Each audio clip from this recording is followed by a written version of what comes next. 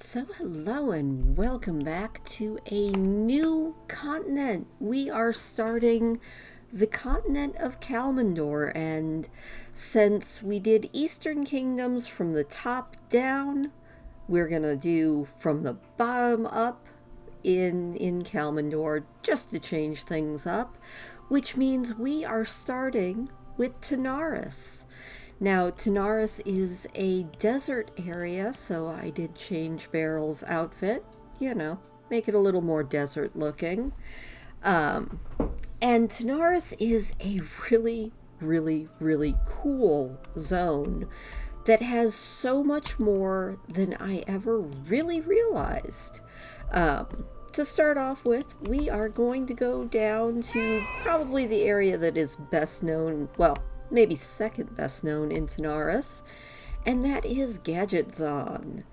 Now, in the actual lore, which has been expanded via, I think, the trading card game and several of the comics, Gadget Zone is actually way bigger than we get to see in game. They haven't developed it in game to match the lore universe of Gadget Zone. It's now actually a sprawling city. We still get it as this cute little port town. Now, there are two different things in Gadget Zone that are references to Mad Max movies, and the first one is the inn itself, which is the Road Warrior. Not much to do in here. It is your basic inn. You've got your Alliance side betting with a few books to read. You can read the Twin Empires, you can read Empire's Fall, and you can read The Wrath of the Soul Flayer right there. Those are all historical texts. And then on this side you have the more horde type betting with the hammocks.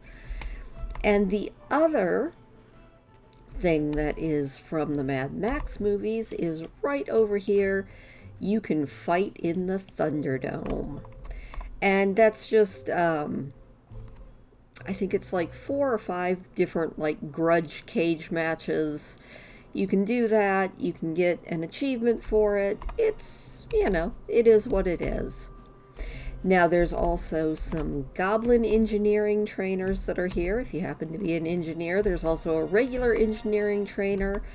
And if you take the quest from Dirge Quick Cleave, you can get the recipe for Clemet's Surprise, which is an exclusive to this area recipe, and you don't have to pay the auction house prices for it. Speaking of, because this is a neutral goblin city, in here you have a bank, which complete with your guild bank and your regular bank.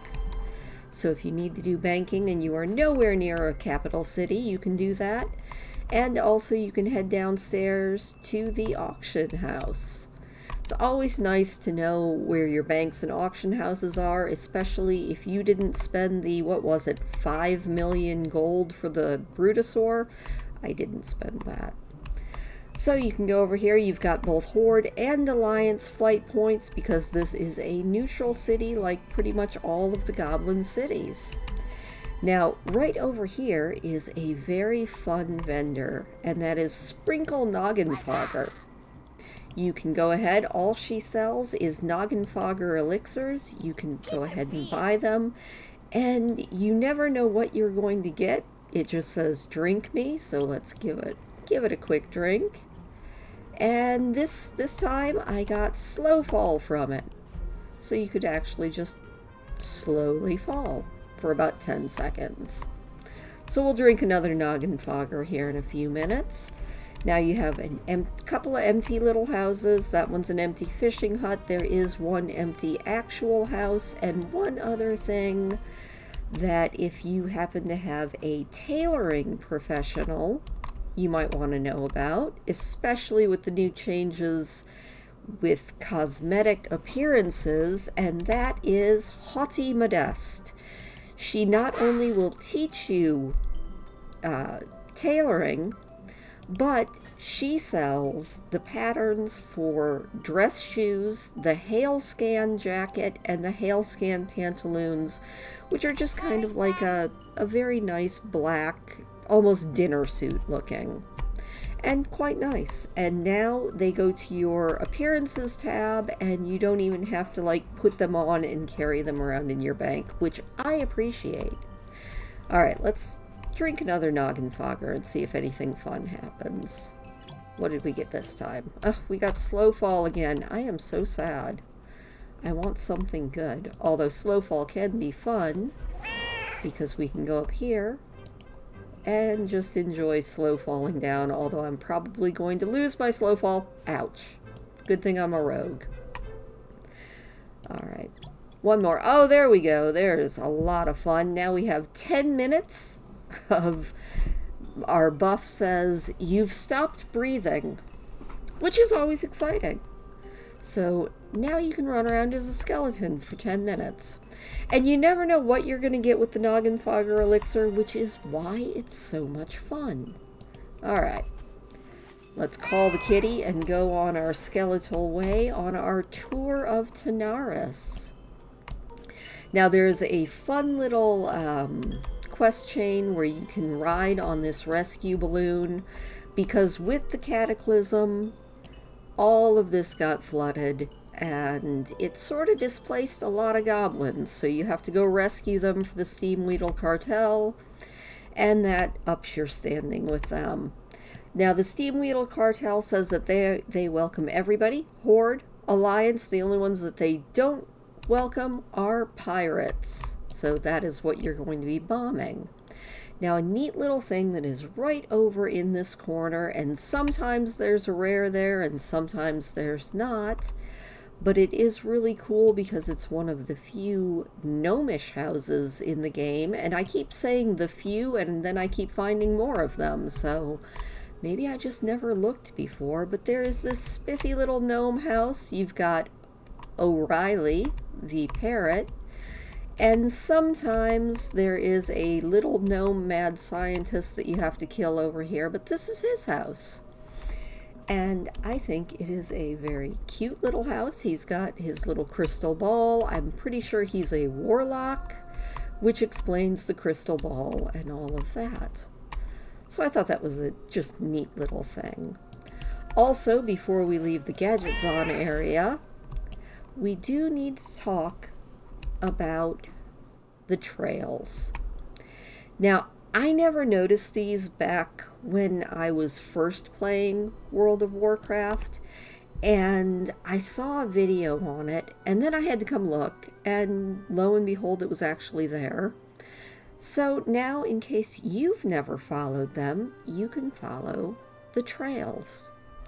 Now, there's several of them, and if you notice, the roads in and out of Gadgets On, they aren't really roads. They're more places where people's footprints have scuffed through the dirt and just kind of made paths onto the hard-baked sand.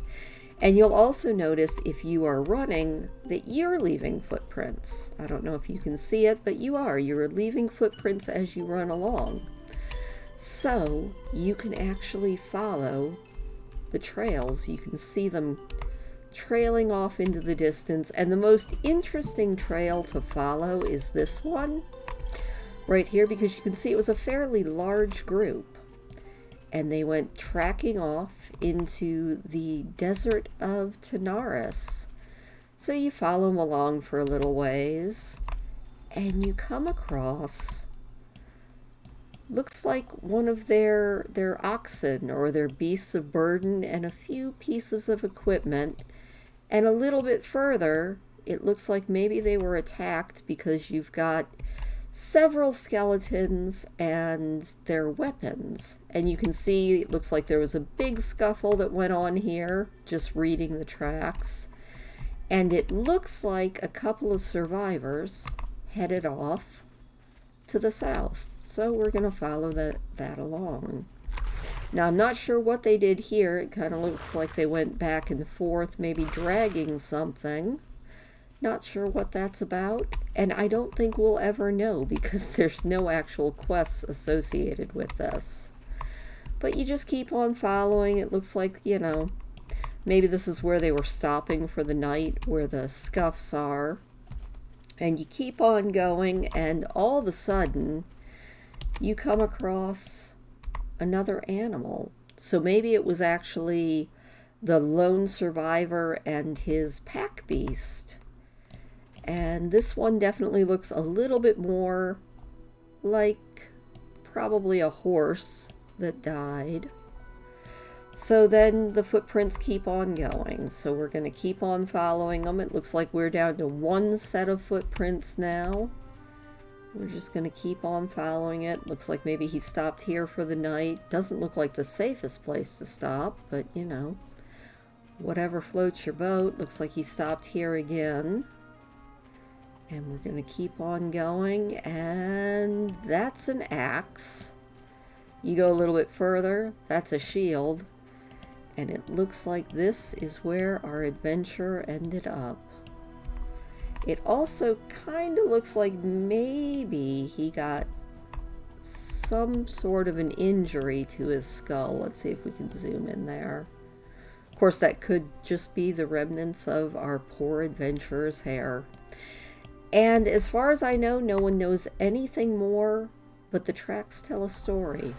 And it's an interesting story. And like I said, there are tracks all over the desert. You can trace them back and forth and find all sorts of interesting things. Most of them do seem to originate from Gadgetzon, which makes sense. It is the only real town in Tanaris. But I thought that was pretty interesting. So we're gonna keep on chugging. I was going to pull Onyx out to show the Horde areas, but honestly, the Horde and Alliance areas are just little itty-bitty camps, and there's not much to them. Now, there is this interesting thing, and I think it's part of Horde questing, called the Deserted Workshop. And it looks like we had a little bit of a crash or an explosion at this here Deserted Workshop. Like I said, I'm pretty sure that that goes in with a Horde quest from this Horde area, which is right up ahead at Sansaro Watch. And not much to it. You've got the little guard tower. You've got a decent number of quests, and actually it looks like they're neutral. Wow. What do you know? I never realized. I thought that these were just straight up Horde quests, but nope, it looks like everything has been turned neutral.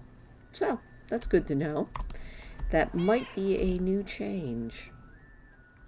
Now, as we keep on trucking along, we come to Zul'Farrak, which is the troll dungeon, which is, honestly, I've got, like, really mixed memories of this place.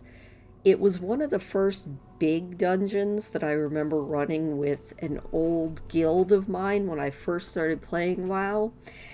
And I remember having to hearth out of this dungeon about 4 times to replace my arrows because my hunter at the time kept running out of arrows, which probably tells you just how bad we were doing. Now, you might not know this, or you might know it, but you can actually go into, just like in Zul'Farrak, you can go into an uninstanced Zul'Farrak. It's full of all sorts of trolls, but these are not elite. You can come in, you can fight them, you can hang out to your heart's delight. It's kind of a neat little area that you can just, you know, enjoy. Or you can go into it instanced, and if you do, you can fight all the bosses and get yourself some nice transmog loot. Or if this is at level for you, you can possibly get yourself a couple pieces of decent gear. Now, the thing that I find really neat about this is if it's instanced, you can't fly, so you can't get up here to these. And they're not actual houses, but you can land on them. So I thought that was kind of a neat thing. Like, everything is actually usable. There's not a house attached to it, but it is usable. So I thought that was kind of cool. But on we go. Now, there's a few things in the middle of the desert. There's a ogre post that is kind of interesting. I'm pretty sure on Horde characters, you used to be able to join the Dune Mall ogres, which was always kind of fun to do. And then, you know, a couple other little dig sites and things like that if you're an archaeologist. Up ahead is, if you are coming from the Eastern Kingdoms, just about your first sight of the Silithid, which is an insectoid race, which is kind of all over Kalimdor. They're everywhere. They are part of the Anubrian, I think I'm saying it right, race, which are an ancient race of insect-like people. They kind of got corrupted by the old gods, and they have tunnels all over Kalimdor. In fact, in one of our zones coming up, we will see the remnants of their empire and the old god stronghold of Anchorage. But we're not there yet. Now also, you have the entrance to Ungoro Crater over here. We'll be getting to Ungoro Crater soon enough, but it'll be a little bit because we're going to course back and forth, going from south to north. You also have Thistle Shrub Valley. It is one of the few areas with much life to it in Tanaris. Pretty much everything else is barren wasteland. You also have the gates to Uldum, which is a really fun zone that we will be checking out next week. But back to this one. Now up ahead you have a crashed Zeppelin, which is always interesting to find little crashes here, there, and everywhere. Nothing in it, but it is a nifty little crash site. And I've been having a lot of fun trying to get in places that I'm not supposed to, and I was not able to get into that Zeppelin. Maybe if I were on my gnome character. Now, right there you have, okay, those are hostile to me, so that is, okay, I was starting to think that everything was neutral, but that is the reliquary area for the Horde. You have a same idea over on the other side for the Alliance.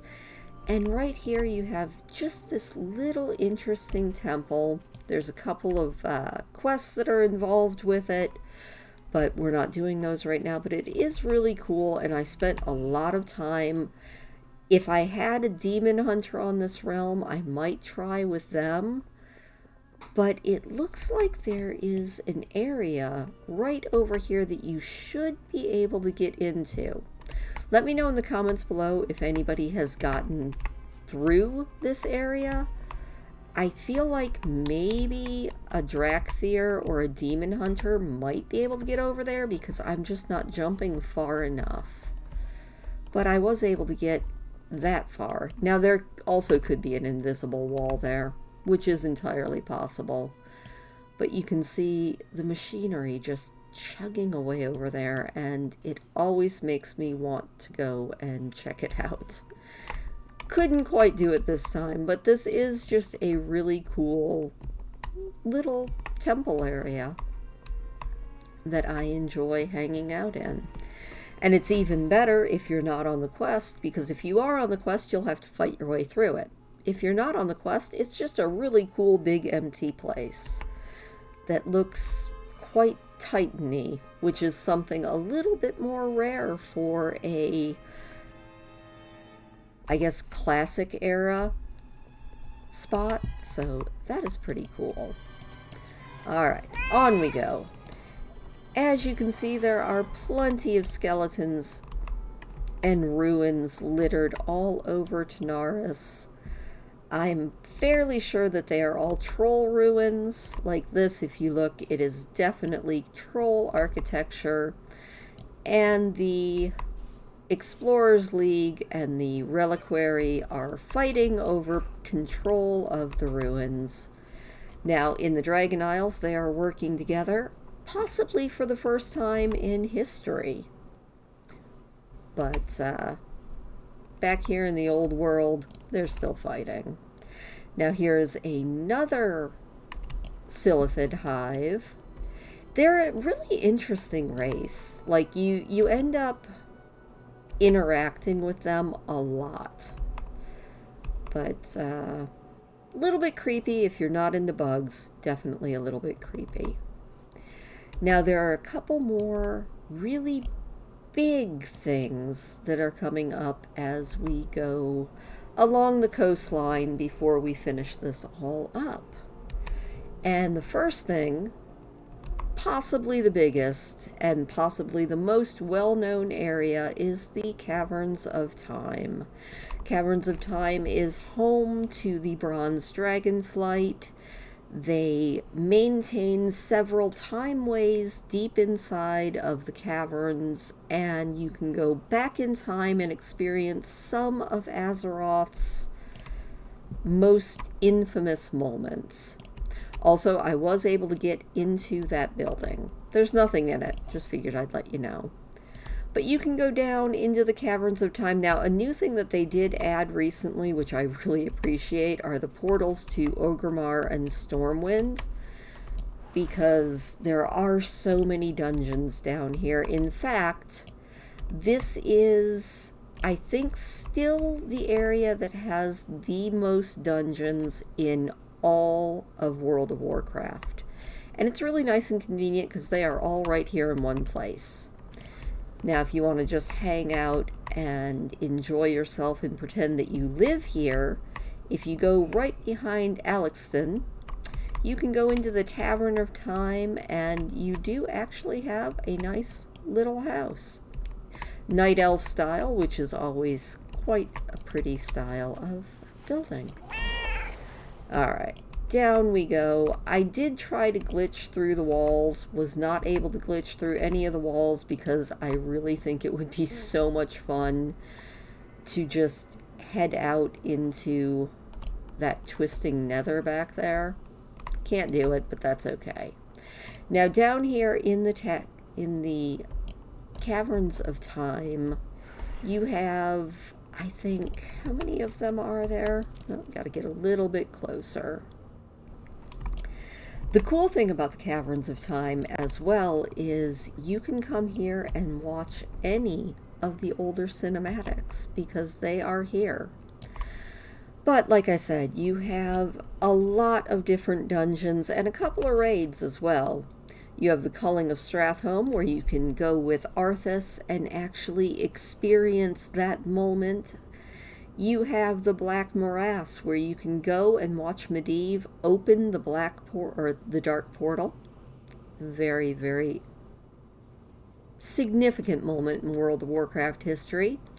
You can go to the Well of Eternity and watch the world sunder. You can go to Old Hillsbrad Foothills and break Thrall out of prison. Do a prison break. You can go to the Battle for Mount Hyjal and experience that. You can go to the End Time Dungeon and see Norzdamu's death. You can do the Dragon Soul Raid and watch the Aspects battle Neltharion. Or you can go to the Hour of Twilight. So you have quite the plethora of different raids and dungeons that you can do down here. Also, during WoW's anniversary events, this whole place gets turned into a party zone. You have a dance floor, you've got volleyball nets set up. It's actually a lot of fun. And this is, as usual, a really good place if you, like me, are on an RP server. It is a fantastic place to just hang out with your guild. So that is that. And let me, before we leave the Caverns of Time, if I don't manage to get myself lost, I'm not saying I get lost on a regular basis, I'm just saying I get lost on a regular basis. I will take you over here if you ever want to rewatch the cinematics and not look them up on YouTube. All you have to do is talk to Chronicle Terra of the Keepers of Time, and you can watch anything up through Battle for Azeroth. They don't have Shadowlands and Dragonflight added in yet. I'm sure they will eventually. Farewell. But that is that. All right. Couple more things, and I will take you to them right about now. if I can actually pause this. There we go. All right, let's go. All right, for this last bit, we are going to do a little bit of a coastal crawl, starting with an area that kind of isn't there anymore, but if you are going for the explorer's colors and exploring all of Azeroth, this is an area you need to hit on the map. And that is, let me get to it, Zalashi's Den. Now, there used to be a troll that lived here, but with the cataclysm, his cave got collapsed. Nobody knows what became of him, but he is no more. Now, as you go along Wavestrider Beach, you'll notice that there are a few structures here. This one definitely looks goblin. Also, if you swim around in the water down here, there are several ruined goblin buildings. You can't get into them. There's one that you can actually see inside, but no matter how hard I tried, I couldn't get into it. Now you go through to Lost Rigger Cove. You'll probably, I guess you don't get dismounted. That's always good. And you'll see it definitely looks like there was a battle with pirates that went on over here. We've got tents scattered everywhere. We have a sturdy treasure chest, so let's open that. Nice. We got a battle axe and some aquamarine. Always appreciate the treasure chests if for nothing other than transmog. Oh, we also have a dented footlocker. Well, this place is just lousy with treasure, isn't it? Little bit of copper. Anything else? I mean, hey. Got another dented footlocker. Alright, well, if you have a rogue, this is kind of nice. I'm not getting much, but it beats a kick in the tail. Now, over here you can see the goblins and the gnomes are fighting. And this is, like I said, I keep looking for gnome houses, and I keep finding more and more of them. This is just yet another cute little gnome house. So you can always take that as your home base if you happen to have a gnome character. In fact, I have one gnome character who I claim this as her birthplace. Because why not? Now, the boats are just kind of boring, normal boats, but there are a lot of really fun quests that happen in this area. You end up having to take back pirates' fillings for the gold inside of them and steal some pirate treasure, kill a few pirate captains, you know, your usual World of Warcraft stuff. But the really fun thing that I found, and this is mostly thanks to Wowipedia, because I had heard about this, but I didn't think it was in the game still. But if you leave South Break Shore and you head to this little island and just keep on running or swimming or flying, just keep on going, and we're just going to keep on trucking. Now, if I was really smart, I would have a potion of water breathing with me, but I don't. And I don't know if you can see through the water, but there's something down there. So let's go check it out. But even if you don't have a water breathing potion, you will have enough time to check out both of these buildings that are down here. And honestly, it used to be referred to as the GNOME Atlantis, and it also used to be out in the fatigue zone, and it was pretty much impossible to get to. I'm not sure why Blizzard moved it in closer, but I'm really glad that they did. But you can swim right on in here, and this is a fully functioning underwater gnome house. So if you happen to have a gnome warlock so that you get water breathing, this is a perfect place for a hideout. And you can always, if you have a whole guild of warlocks or just water breathing spells, you can go right over here. It's a little bit tricky, and it disconnected me a couple different times. The last up, and there we go again. All right, stay off of that elevator. But I'm going to reconnect really quick. It's almost like WoW doesn't want you to go here. But you can see it's like a little hotel up there. There's, I think, 6 different little gnome beds, and also I'm not sure now if I have unlimited water breathing or not, but I have no more breath bar, which was the other interesting little glitch that happened the last time that happened. But yeah, stay off the elevator and explore the house to your heart's content. It's kind of a cool little place. Now, back in Classic WoW, just past this place, and I really wish I had been there, but I never did go. There was actually a quest that was involved with the Anchorage, the AQ-40, that had you following way off into the fatigue zone to go and see the South Sea Isles.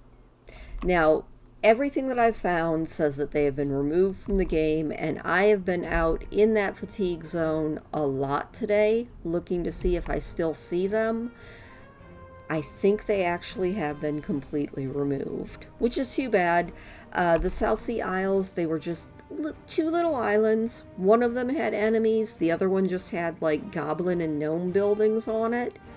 Very cool. Wish they were still in the game. And back in the day, you used to have to find them, and hopefully you had buffs to get you out to them, because like I said, they were out past the fatigue zone, and the only clue that you had was this airplane that crashed right here. And the clue was that the person came from the South Sea Isles, where they had buried the jewels to, I think it was a scepter, the scepter of shifting sands, and they had crashed, and you just had to go straight out from there through the fatigue zone, and then when you got to the Isles, you would not be fatigued. That is at least the lore of it, but the Isles do seem to be gone, which is kind of sad. The only other stuff that is really out here is you do have this spiffy little goblin camp, which is just some steam weedles. They are bilgewater, not steam weedle. They are bilgewater survivors. Several of them over here are just having a dance party. So they're a little bit crazed according to their nameplates. But you know what? I'm not sure that they're crazed. I think they're just having a good old time. Anyway, that is about it. If you look up ahead, you can see our zone for next week, which is Uldum, which is honestly probably one of my favorite zones to at least run around and quest. It has some of my favorite quests in the game in that zone, and that is what we're going to be doing next week. So, from me and Beryl in her new outfit, have a good one.